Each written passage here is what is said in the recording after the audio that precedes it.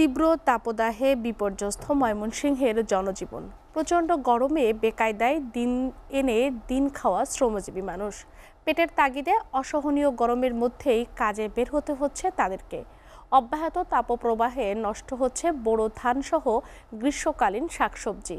তপ্ত বাতাসে ঝরে পড়ছে আমের মুকুল এবং কাঁঠালের মুচি। প্রাণীগুলোও দেখা দিয়েছে বিপর্যয়। হিট স্ট্রোকে মারা যাচ্ছে খামারের মুরগি, গবাদি পশু। জেলা জুড়ে তীব্র গরমের সাথে যোগ হয়েছে বিদ্যুতের ঘন ঘন লোডশেডিং। এতে আরও বেশি দুর্ভোগ বেড়েছে জনজীবনে। হাসপাতালগুলোতে বেড়েছে গরমজনিত রোগীর সংখ্যা।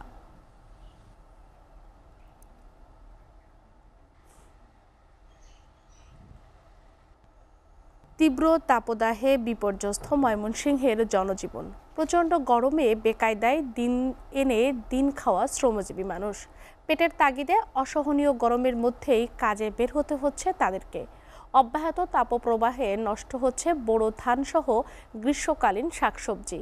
তপ্ত বাতাসে ঝরে পড়ছে আমের মুকুল এবং কাঁঠালের মুচি। প্রাণীগুলোও দেখা দিয়েছে বিপর্যয়। হিট স্ট্রোকে মারা যাচ্ছে খামারের মুরগি, গবাদি পশু। জেলা জুড়ে তীব্র গরমের সাথে যোগ হয়েছে বিদ্যুতের ঘন ঘন লোডশেডিং।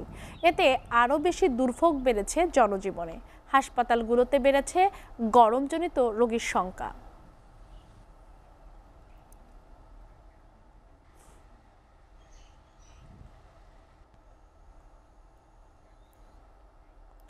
তীব্র তাপপ্রবাহের খবর জানাতে ময়মনসিংহ থেকে সরাসরি যুক্ত হচ্ছেন সহকর্মী আওলাদ রুবেল।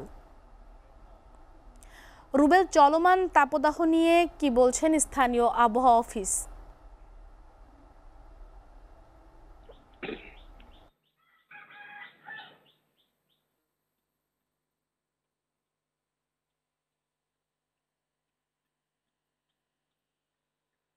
তন্নি, আসলে ময়মনসিংহে একেবারে তীব্র গরমে জনজীবন একেবারে বিপর্যস্ত হয়ে গেছে। বিশেষ করে জনজীবন, উদ্ভিদকুল, প্রাণীকুল সবকিছু কিন্তু এখানে একেবারে হাঁসফাঁস অবস্থা।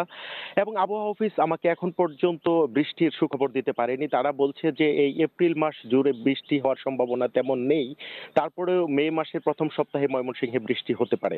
আর বৃষ্টি যদি না হয় তাহলে এখানে কিন্তু প্রাকৃতিক বিপর্যয় চরম আকারে নেমে আসবে। বিশেষ করে গ্রামাঞ্চলে কৃষকের মাথায় এখন হাত। বিশেষ করে কর্মজীবী মানুষরা তারপরেও এই প্রকৃতির সাথে যুদ্ধ করে তারা সকাল থেকে সন্ধ্যা পর্যন্ত মাঠে কাজ করে যাচ্ছে। বোরো ধানের আবাদ এবার বাম্পার ফলন হয়েছিল ময়মনসিংহে, কিন্তু শেষ মুহূর্তে এসে এখানে পানির স্বল্পতায় বিভিন্ন উপজেলায় আমরা ঘুরে দেখেছি সেখানে পানির স্তর নিচে নেমে যাওয়ায় ঠিকমতো কৃষক বোরো ধান খেতে তাদের সেচের কাজ করতে পারছেন না।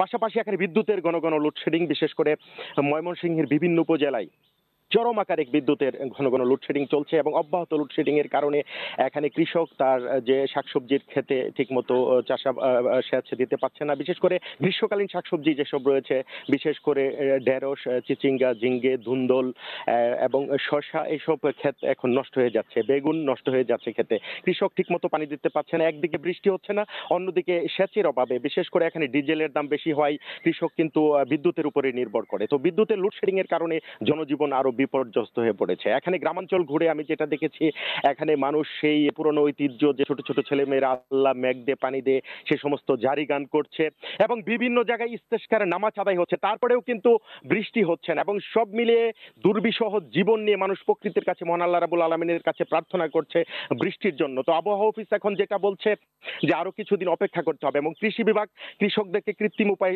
এখানে ছায়া দেওয়ার জন্য এবং পাশাপাশি তাদের ক্ষেত খামারে সেচ দেওয়ার জন্য পরামর্শ দিয়েছেন এবং রাসায়নিক সার ব্যবহার না করে অল্প পরিসরে প্রাকৃতিক সার তারা ব্যবহার করতে বলছেন। তো সব মিলিয়ে জনজীবনে একেবারে নাভিশ্বাস উঠে গেছে, হাসফাস অবস্থা। মহান আল্লাহ রাব্বুল আলামিনের কৃপা ছাড়া জনগণের এখন আর কিছুই করার নেই। তো এই ছিল ময়মনসিংহ থেকে আমার কাছে তীব্র তাপদাহের সর্বশেষ।